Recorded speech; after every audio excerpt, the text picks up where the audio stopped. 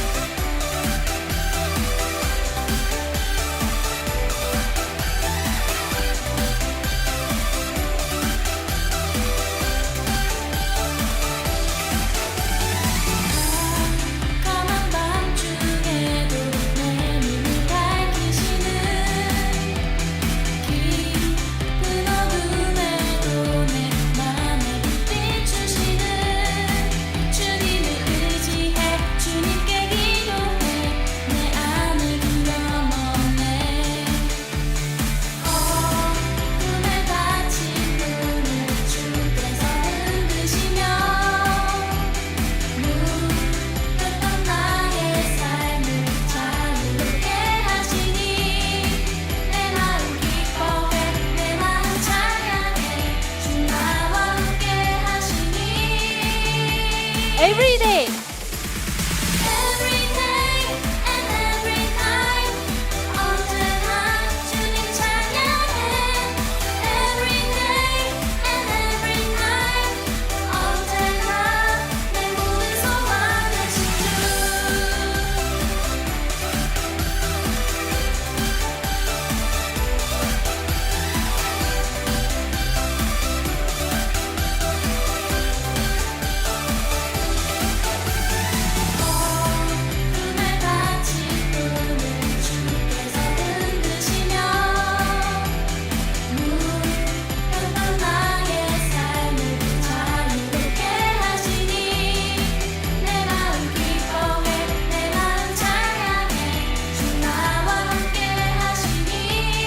함께 찬양할까요?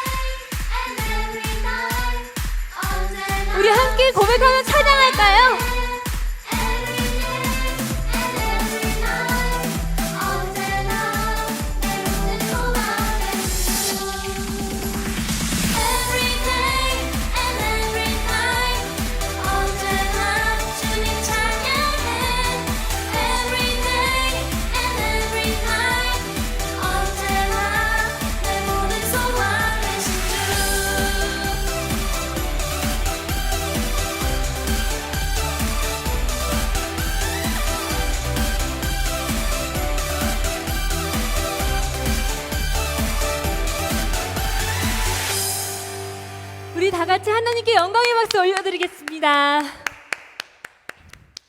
이제 계속 이어서 찬양할 텐데요.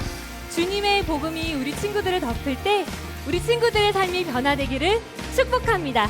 우리 다 함께 일어나서 찬양해 볼까요?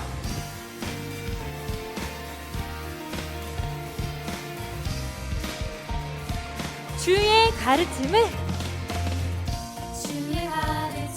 기뻐하며 날마다 기도하는 나의 삶에 기적의 은혜가 일어나리라. 주의 가르침을 기뻐하며 날마다 기도하는 나의 삶에 기적의 은혜가 일어나리라.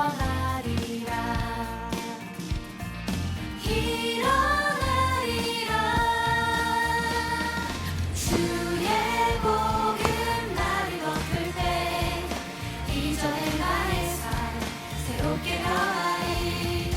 주의 복음 나를 붙들 때 이전의 나의 삶 돌아가지 않으리라. 마음 모아 주께 나아가면 선한 마음 나누는 나의 삶에 찬양의 기쁨이 넘쳐나리라.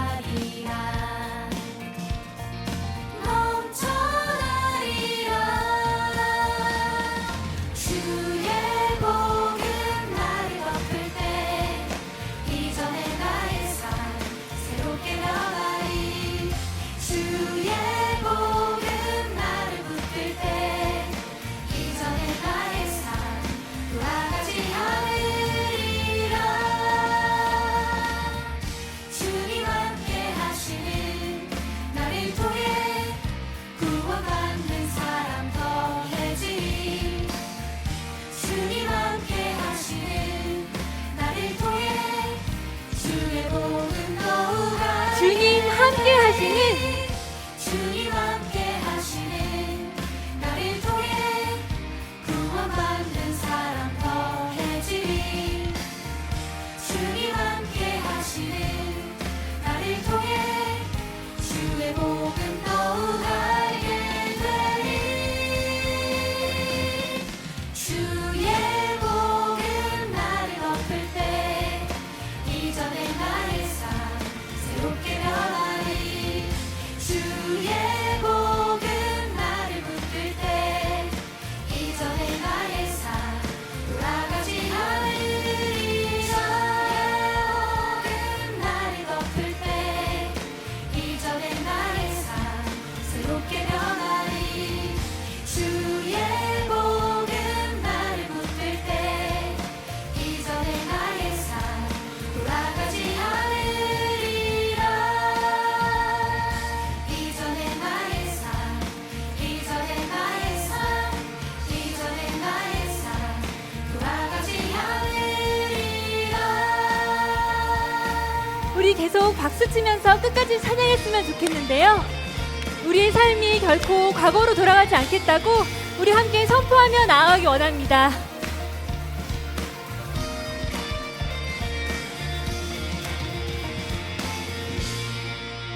우리 다 같이 하나님께 영광의 박수 올려드리겠습니다. 이제 우리 마음을 다해 함께 찬양하길 원하는데요. 하나님이 주신 그 믿음, 소망, 사랑 함께 찬양하겠습니다.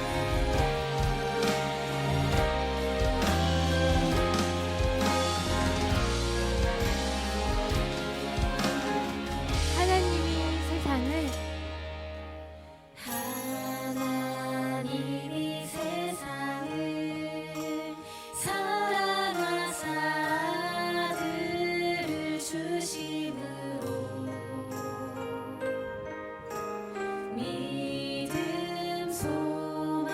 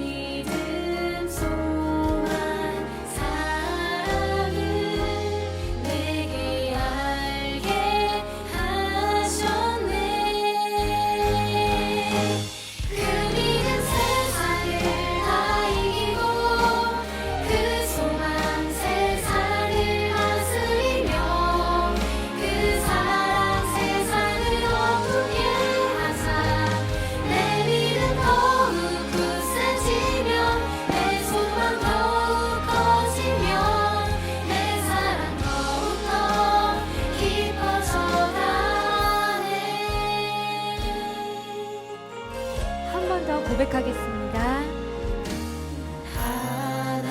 하나님이 세상을 사랑하사 아들을 주심으로 믿음 소망 사랑을 내게 알게 하셨네. 그 믿음 세상을 다 이기고 그 소망 세상을 다스리며 그 사랑 세상을 덮게 하사 내 믿음 더욱 굳세지며 내 소망 더욱 커지며 내 사랑 더욱더 깊어져가네. 우리 하나님의 그 크신 사랑을 묵상하면서 믿음, 소망, 사랑 다시 계속해서 찬양하도록 하겠습니다.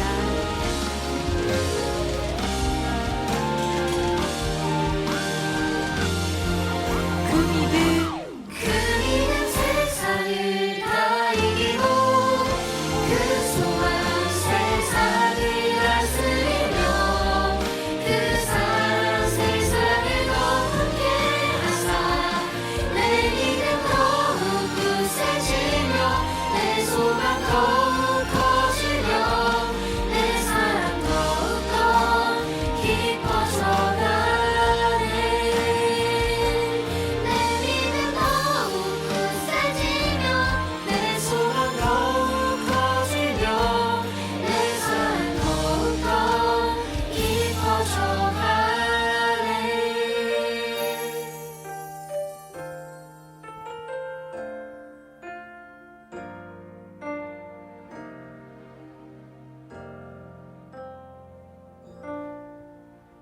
사랑해 주님, 은혜와 사랑에 참으로 감사드립니다. 그리고 우리 친구들을 늘 기억하여 주시고 함께하여 주셔서 감사드립니다. 우리 친구들을 코로나로부터 건강하게 지켜주세요. 엄마, 아빠도 건강하게 지켜주세요. 하나님, 우리 친구들이 온라인으로 예배를 드리지만 교회에서 예배를 드리는 것보다 더 집중해서 예배를 드릴 수 있게 도와주세요. 그리고 교회가 얼마나 소중한 것인지, 예배가 얼마나 소중한 것인지를 깨닫게 하여 주세요. 우리가 누리는 모든 것들이 당연한 것이 아니라 하나님의 은혜임을 우리 친구들이 깨달을 수 있게 도와주세요. 오늘 들려주시는 느헤미야 말씀도 귀에 쏙쏙 들어오게 해주세요. 그래서 계속 생각하게 해주시고 느헤미야처럼 하나님께 기도하는 사람, 그리고 하나님의 말씀에 순종하는 사람으로 자라날 수 있게 도와주세요. 하나님, 이 예배에 처음부터 끝까지 하나님 앞에 온전히 맡겨드립니다. 이 예배를 기뻐 받아주세요. 감사드리며 예수 그리스도의 이름으로 기도드립니다. 아멘. 지금 이 시간 보고 싶은 사람들을 생각하며 두 팔을 뻗어 서로 축복하겠습니다.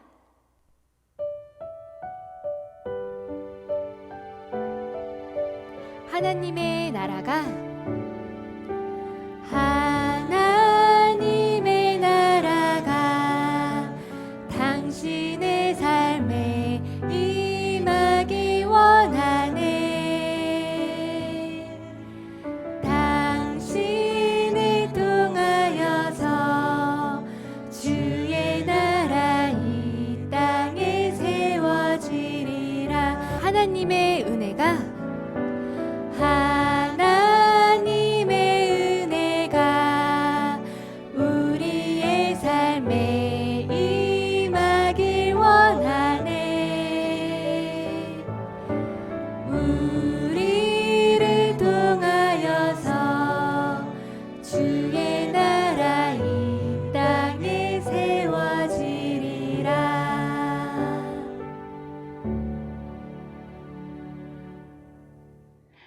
샬롬! 사랑하는 예꿈 꿈땅 친구들, 한 주 동안 잘 지냈나요? 요즘 우리 친구들 어렵지만 용기를 내어 말하거나 행동한 적이 있었나요? 도움이 필요해요. 도와주세요. 혹은 제가 생각해 보았는데 그렇게 하는 것은 맞지 않는 것 같아요. 라고 화내지는 않지만 부드럽게 용기를 내어 말한 적이 있나요? 아니면 말을 해야 할 때 하지 못하고 집에 돌아와서 내가 그때 왜 말을 못했지? 후회한 적이 있었나요? 전도사님은 하고 싶은 말을 정말 못했어요. 특히 다른 사람에게 부탁하거나 다른 사람의 잘못된 것을 고쳐달라고 이야기하는 것은 정말 어려운 일이었어요. 저는 하나님께 오랜 시간 동안 용기와 담대함을 주시도록 기도했어요. 사실 지금도 여전히 기도하고 있답니다. 제가 용기를 내고 두려워하지 않기를, 그리고 늘 하나님의 은혜의 손길이 저를 도우심으로 사람들 앞에 은혜를 입기를 기도하고 있어요. 그런데 저희가 언제 더욱 용기를 내어야 할까요? 물론 늘 용감하면 좋겠죠. 저희가 특별히 용기 내어 말해야 할 때는 바로 내가 하고 싶은 것을 마음대로 하기 위해서가 아니라 하나님과 하나님의 약속과 뜻이 이루어지도록 해야 할 때예요. 우리 친구들은 어떤가요? 하나님의 사람들과 뜻을 위해 용기를 내어 말하고 행동할 수 있는지요? 오늘 말씀에는 느헤미야가 아닥사스다 왕 앞에서 목숨을 내어놓고 용감하게 말해요. 어떻게 되었을까요? 오늘 말씀 들을 준비되었나요? 성경책이 옆에 있지요? 하나님의 말씀인 성경책을 열어 오늘 하나님께서 우리에게 주시는 말씀을 들어보아요. 오늘 말씀은 느헤미야 2장 1절부터 10절까지의 말씀입니다. 자, 말씀 속으로 출발해 보아요. 아닥사스다 왕 20년 니산월에 나는 왕에게 술을 따르는 일을 맡았기에 술을 가져다 왕에게 따라드렸습니다. 평소와는 다르게 내가 왕 앞에서 슬픈 기색이 있는 것을 보고 왕이 내게 물었습니다. 내가 아프지도 않은데 내 안색이 왜 그리 슬퍼 보이느냐? 마음에 근심이 있는 게 분명하구나. 나는 무척 두려웠지만 왕에게 말했습니다. 왕께서는 만수무강하옵소서. 제 조상들이 묻혀있는 성이 폐허가 됐고 그 성문들이 불에 타 허물어졌으니 어찌 슬프지 않겠습니까? 왕이 내게 물었습니다. 내가 무엇을 원하느냐? 그때 내가 하늘의 하나님께 기도하고 왕에게 대답했습니다. 왕께서 기뻐하시고 종이 왕께 은총을 입었다면 왕께서는 저를 조상들이 묻혀있는 유다 땅으로 보내 그 성을 다시 건축하게 하소서. 그때 왕 옆에 왕비도 앉아 있었는데 왕이 내게 물었습니다. 그렇게 다녀오려면 얼마나 걸리겠느냐? 언제쯤 돌아오겠느냐? 왕이 나를 보내기를 허락한 것입니다. 그래서 나는 왕에게 기한을 정해 말했습니다. 내가 다시 왕에게 말했습니다. 만약 왕께서 기뻐하신다면 제가 유다에 도착할 때까지 무사히 통과할 수 있도록 유프라테스강 건너 총독들에게 보여줄 친서를 써주시겠습니까? 그리고 왕의 살림 감독 아삽에게 친서를 내리셔서 성전 옆 성문과 성벽과 제가 살게 될 집의 들보 제목을 내주도록 해주십시오. 왕은 내게 허락해 주었습니다. 내 하나님의 은혜로운 손길이 내 위에 있었기 때문입니다. 왕은 군대 장교들과 기마병을 나와 함께 보내주었고 나는 이렇게 유프라테스강 건너 총독들에게 가서 왕의 친서를 전했습니다. 호론 사람 산발락과 관리인 암몬 사람 도비아가 이 소식을 들었습니다. 어떤 사람이 이스라엘 족속의 재건을 위해 왔다는 말에 그들은 심기가 몹시 불편해졌습니다. 하나님을 더 이상 사랑하지 않고 불순종하였던 이스라엘 백성들은 바벨론이라는 나라의 포로로 잡혀갔어요. 그 이후 더 큰 세력의 페르시아 제국은 바벨론을 차지하게 되었고 페르시아의 고레스 왕 때에 드디어 사로잡혀갔던 이스라엘 백성들은 하나님의 약속대로 다시 예루살렘 땅에 돌아오게 되었지요. 물론 모든 사람이 전부 돌아오게 된 것은 아니에요. 그 중에는 에스더나 느헤미야처럼 돌아오지 않은 사람들도 있었죠. 우리는 지난주에 느헤미야가 예루살렘의 소식을 듣고 나서 슬퍼하며 기도하였음을 배웠어요. 느헤미야는 왕의 술관원이 되어 왕께 가까이 갈 수 있는 아주 특별한 일을 하는 사람이었죠. 느헤미야는 예루살렘 성벽을 다시 지을 수 있도록 기도했어요. 이를 위해 왕께 은혜를 입도록 기도했죠. 마침내 그날이 왔어요. 왕께 가까이 가서 용기 내어 말해야 할 그 시간이 왔다고요. 아닥사스다 왕이 통치하던 때 느헤미야에게 있었던 일입니다. 느헤미야가 이스라엘 성벽이 무너져 있다는 소식을 듣고 슬픔과 걱정으로 기도한 지 4개월이 지나게 되었습니다. 그러던 어느 날 느헤미야가 왕께 술을 올릴 시간이 되어 술을 따라 드리게 되었습니다. 그때 왕은 왕비와 함께 앉아 있었습니다. 느헤미야는 왕께 술을 올릴 때 지금처럼 어두운 모습을 보인 적이 없기 때문에 느헤미야의 모습을 본 왕이 물었습니다. 어째서 너의 얼굴이 어두운 것이냐? 어디? 아픈 것 같진 않고 무슨 우울한 일이라도 있는 것이냐? 왕이 묻는 말에 느헤미야는 두려워하며 대답했습니다. 왕께서 만수무강하시기를 빕니다. 제 조상이 묻힌 성읍이 폐허가 되고 성문들이 모두 잿더미로 변했다고 합니다. 이 소식을 들으니 어찌 제 마음이 슬프고 우울하지 않겠습니까?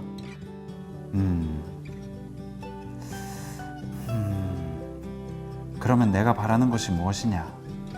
느헤미야는 그때 아주 잠깐이었지만 속으로 하늘에 계신 하나님께 기도한 후 용기를 내어 왕에게 말했습니다.